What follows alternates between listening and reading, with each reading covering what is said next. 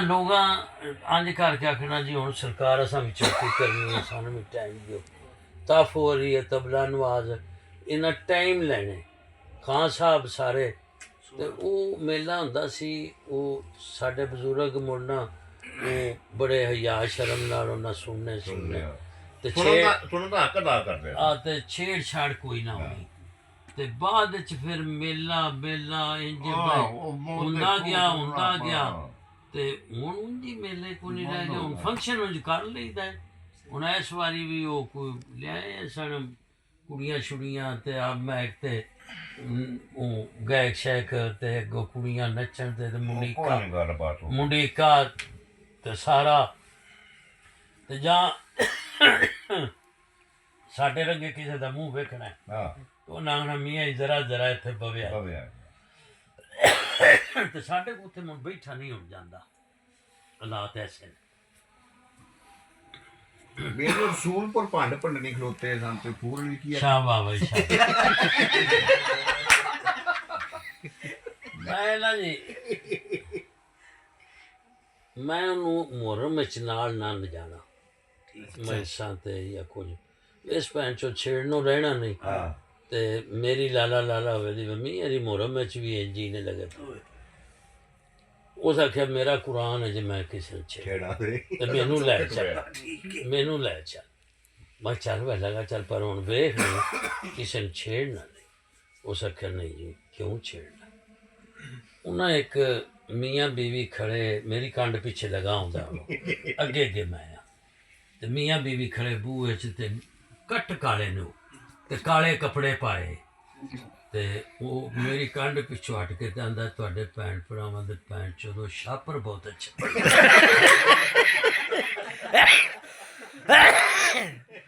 ਮੈਂ ਵੇਖਿਆ ਤੇ ਪਿੱਛੋਂ ਲਾਲਾ ਉਹਨਾਂ ਕੇ ਤੁਹਾਡੇ ਭੈਣ ਭਰਾਵਾਂ ਦੇ ਛਾਪਰ ਬਹੁਤ ਅੱਛਾ ਧੀ ਆਵੇ ਦਾ ਖਰੇ ਕੀ ਮੈਂ ਨਾ ਸਈਆਂ ਚੌਧਰੀ ਦੇ ਦੌਰ ਦੀ ਗੱਲ ਉਸ ਵੇਲੇ ਬੜੀ ਮਸ਼ਹੂਰ ਹੋਈ ਸੀ ਕੰਜਰੀ ਜਿਹੜੀ ਸੀ ਤੇ ਖਾਨ ਕਾ ਡੋਗਰਾ ਆਈ ਤੇ ਸਾਡਿਆਂ ਦਾਦਾ ਹੀ ਤਾਂ ਉਰਸ ਸੀ ਜੁੜੀਏ।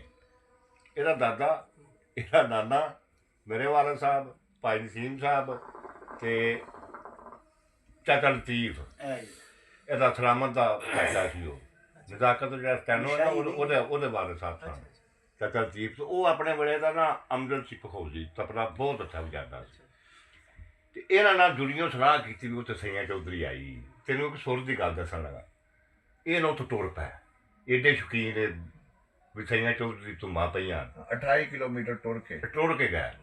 ਅੱਛਾ ਉੱਥੇ ਜਾਂਦਿਆਂ ਉਹਨਾਂ ਸਈਆਂ ਚੌਧਰੀ ਨੱਚ ਬੈਠੀ ਅੰਦਰੋਂ ਬੂਹਾ ਬੰਦ ਤੇ ਜਿਹੜੇ ਸਨ ਨਾ ਆਪਣਾ ਸੂਫੀ ਰਾਤ ਵੇਖਣ ਵਾਲੇ ਉਹਨਾਂ ਵੱਲ ਮੂੰਹ ਕਰਕੇ ਨਾ ਸਈਆਂ ਚੌਧਰੀ ਜਿਹੜੀ ਹੈ ਨਾ ਉਹ ਬੈਠੀ। ਹੁਣ ਚਾਚਾ ਲਤੀਫ ਜਿਹੜਾ ਇਹ ਤਬਲੇ ਦਾ ਸਿਆਣਾ ਸੀ ਤੁਹਾਨੂੰ ਤਾਂ ਫਿਰ ਪਤਾ ਨਾ ਜੀ ਇਹਨਾਂ ਦਾ ਬੂਹਾ ਇੰਝ ਕਰਦਾ ਖੜਕਾਇਆ ਕਿ ਵਾਜੇ ਵਾਲਾ ਜਿਹੜਾ ਸੀ ਨਾ ਉਹ ਘੁੰਗਰੂ ਇੱਥੇ ਪਏ ਸਨ ਵਾਜੇ ਦੇ ਅੱਗੇ। ਉਹ ਸਮਝ ਗਿਆ ਯਾਨੀ ਕਿ ਬੂਹਾ ਖੜਕਣ ਨਾਲ ਸਮਝ ਗਿਆ ਤੇ ਉਹਨੇ ਨਾ ਘੁੰਗਰੂ ਇੰਝ ਕਰਕੇ ਨਾ ਤੇ ਉਹਦਾ ਸੱਟਣ ਲੱਗਾ ਤੇ ਉਹਨੇ ਇੰਝ ਵਿੱਚੋਂ ਨਹੀਂ ਵੇਖਿਆ ਉਹਨੇ ਇੰਝ ਫੜ ਕੇ ਜੀ ਇੱਥੇ ਰੱਖ ਲਿਆ।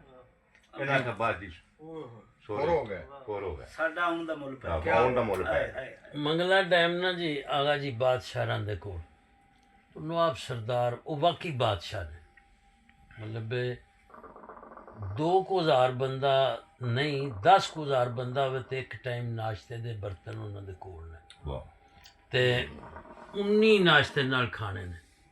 ਅਜੀਬ ਉਹਨੂੰ ਮਹਿਮਾਨ ਨਵਾਜ਼ ਨੇ ਤੇ ਬੜੀ ਵੱਡੀ ਨਾ ਗੱਦੀ ਉਹ ਤੇ ਅਸੀਂ ਗਏ ਤੇ ਜ਼ੇਬਾ ਦੀ ਛੋਟੀ ਭੈਣ ਇਹ ਬੈਠੇ ਤੇ ਮੈਂ ਉਹਨਾਂ ਨੂੰ ਵੇਖਣਾ ਪਿਆ ਤੇ ਆਗਾ ਜੀ ਬਾਦਸ਼ਾਹ ਮੈਨੂੰ ਆਂਦੇ ਨੇ ਨਾ ਚਾਮੋ ਆਦਰ ਅੱਖ ਸਿੱਧੀ ਰੱਖੋ।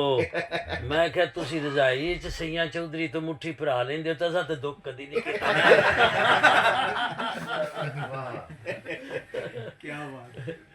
ਤੇ ਉਹਨਾਂ ਬੜਾ ਸ਼ੂਗਰ ਹੁੰਦਾ ਸੀ ਤੇ ਬੜੇ ਉਰਸ ਜਸ਼ਨ ਨਰੋਜ਼ ਤੇ ਨਾ ਜੀ ਅਖੀਰ ਹੋ ਜਾਂਦੀ ਸੀ ਇੱਥੇ। ਗੁਲਾਮ ਸਾਹਿਬ ਅੱਜ ਵੀ ਨੌਸ਼ੋਪਾਲ ਸਰਕਾਰ ਤੇ ਆ ਦੋ ਬਜ਼ੁਰਗ ਬੈਠੇ ਨੇ ਸਾਡੇ ਅੱਲਾ ਨੂੰ ਸਲਾਮਤ ਰੱਖੇ ਇਹਨਾਂ ਦੋਵਾਂ ਆਉਣਾ ਤੇ ਭਾਵੇਂ ਸਜਾਦ ਮਾਈ ਦਾ ਮੇਲਾ ਹੋਣਾ ਉਦੋਂ ਪਹਿਲਾਂ ਨਹੀਂ ਹੋਣਾ। ਸਜਾਦ ਇੱਧਰ ਵੀ ਤੇ ਇਬਰਾਰ ਪਿਆ ਹੋਣਾ ਵੈਲੀ ਇੰਜ ਦਾ ਬਣ ਗਿਆ ਬਲਾਨੋਸ਼ ਹੋ ਗਿਆ। ਤੇ ਸਜਾਦ ਇੱਧਰ ਵੀ ਤੇ ਸਾਰੇ ਤੋਂ ਇੱਜ਼ਤ ਤੇ ਕਰਦੇ ਨੇ, ਲੇਕਿਨ ਉਹ ਸਫਦਰ ਮਾਈ ਨਹੀਂ ਬਣ ਸਕਦਾ। ਸਹੇਲੀਆਂ ਹੀ ਹੁੰਦੀਆਂ ਨੇ ਜਿਆ। ਸਫਦਰ ਮਾਈ ਸਾਹਿਬ ਨੂੰ ਵੀ ਫੂਰ ਅਲੀ ਨੇ ਬਖਸ਼ਿਆ ਨਹੀਂ ਸੀ। ਸਫਦਰ ਮਾਈ ਤੇ ਮੈਂ ਅੰਜ ਬੈਠੇ ਹਾਂ ਦੋਵੇਂ, ਤੇ ਅੰਜ ਇਕੱਠੇ ਬੈਠੇ ਜਿਵੇਂ ਭਾਈ ਜੀ ਤੇ ਮੈਂ, ਤੇ ਅੱਗੇ ਮੁੰਡਾ ਰੌਣਕ ਮੇਲਾ ਤੇ ਮੁਰੀਦ ਕਾਰੀ ਤੇ ਫੂਰ ਅਲੀ ਸਾਹਮਣੇ ਖੜਾ ਸੀ। ਉਸ ਮੈਨੂੰ ਇਸ਼ਾਰਾ ਕੀਤਾ ਵੀ ਇਹਨੂੰ ਵੀ ਛੇੜਨਾ, ਤੇ ਮੈਂ ਕਿਹਾ ਛੇੜ ਲੈ, ਕੋਈ ਨਹੀਂ ਗੱਲ। ਚੱਲਣਾ ਤਾਂ ਉਸ ਮੇਰੇ ਇਸ਼ਾਰੇ ਨਾਲ ਹੀ ਹੁੰਦਾ ਸੀ। ਉਹ ਪਿੱਛੋਂ ਦੀ ਆ ਕੇ ਨਾ ਤੋਂ ਦੀ ਵੜ ਕੇ ਸਾਡੇ ਦੋਵਾਂ ਦੇ ਨੇ ਵਿੱਚੋਂ ਸੇਰਾ ਕੱਢਿਆ। ਉਸ ਆਖਿਆ ਕਿੱਡਾ ਫੁੱਦੂ ਲੱਗਾ ਹੈ, ਜੇ 5000 ਵਾਲਾ ਮਣੇ ਤੇ 4 ਵਾਲਾ ਮਣੇ, ਤੁਹਾਡਾ ਕਿੱਡਾ ਫੁੱਦੂ ਲੱਗਾ ਹੈ। ਤੇ ਉਹ ਰਿੰਦ ਲੋਕ ਸਨ। ਉਸ ਰੁਪਈਆ 100 ਕੱਢਿਆ ਤਾਂ ਉਸ ਆਖਿਆ ਫੂਰ ਅਲੀ ਜੀ ਮੇਲਾ ਛੇਲਾ ਵੇਖੋ। ਹਾਂ ਬੜੀ ਬੜਾ ਬੰਦਾ ਸੀ। ਆਲਮ ਲੁਹਾਰ ਦੇ ਸੀ ਥੀਏਟਰ ਵਿੱਚ ਗਏ ਜੀ, ਤੇ ਉੱਥੇ ਨਾ ਜੀ ਆ ਬਾਲੀ ਜੱਟੀ ਉਹ ਦੀਨਦਾਰ ਨਹੀਂ ਜਿਹੜੀ ਹੈ, ਉਹ ਨਾ ਬਾਲੀ ਜੱਟੀ ਤੇ ਉਹ ਆਲਮ ਲੁਹਾਰ ਤੇ ਸਾਰਾ ਤੋਂ ਲਿਸ਼ਕਣੇ ਕੱਪੜੇ ਤੇ ਉਹ ਮੁੜ ਚਿਮਟਾ ਸ਼ਿਮਟਾ ਤੇ ਠੱਠ ਮੱਠ। ਤੇ ਅਸਾਂ ਮੁੜ ਸਿੱਧਿਆਂ ਜਾਣਾ ਹੁੰਦਾ ਸੀ ਡਾਇਰੈਕਟ ਸਟੇਜ ਤੇ ਜਾ ਕੇ ਬਹਿ ਗਿਆ, ਬੋਤਲਾਂ ਸ਼ੋਤਲਾਂ ਉਸ ਆਖਿਆ ਪਿਆਓ ਵੇ ਮੇਰੀ ਵੀ ਆਏ ਨੇ ਤੇ ਸਾਰੇ। ਫੂਰ ਅਲੀ ਆਈ ਵੇਖ ਕੇ ਨਾ ਆਂਦਾ ਸਾਰਾ ਕੰਮ ਠੀਕ ਹੈ, ਬੜਾ ਠਟਿਆ, ਤੇ ਅੱਡੀਆਂ ਪਾਟੀਆਂ ਸਣ ਹੁੰਦੀਆਂ, ਤੇ ਉਹਨੂੰ ਆਂਦਾ ਅੱਡੀਆਂ ਹਾਲੀ ਵੀ ਲੁਹਾਰਾਂ ਵਾਲੀ।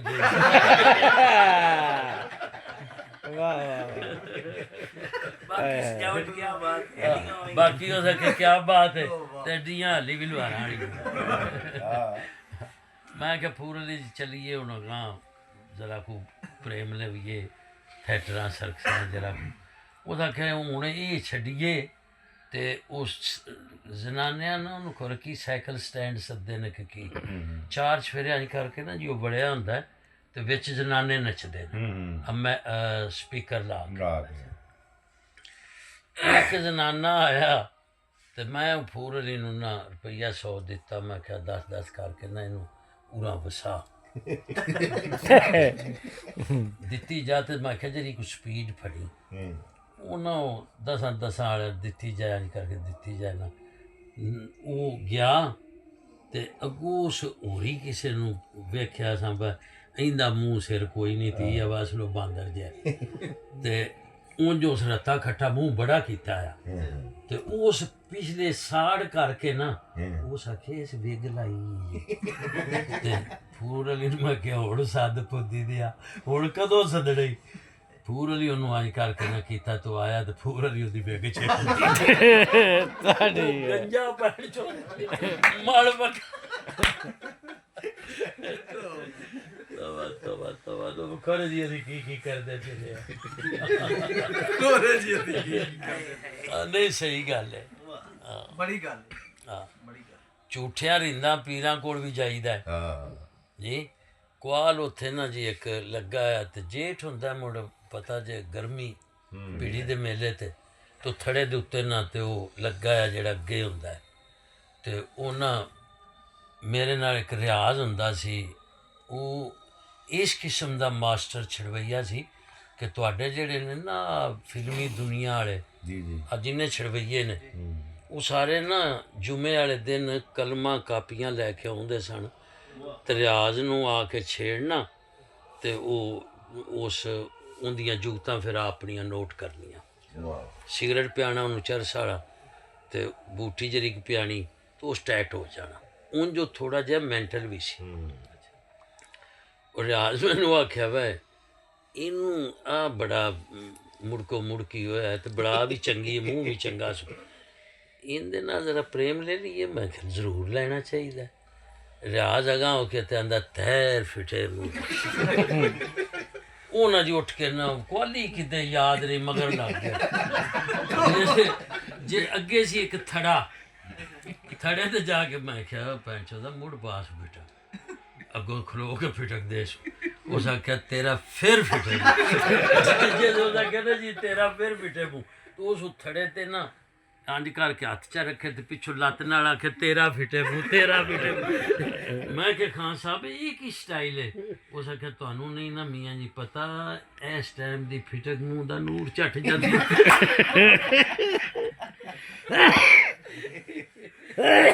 ਬੜਾ ਜੀ ਤੰਗ ਕੀਤਾ ਲੋਕਾਂ ਨੂੰ।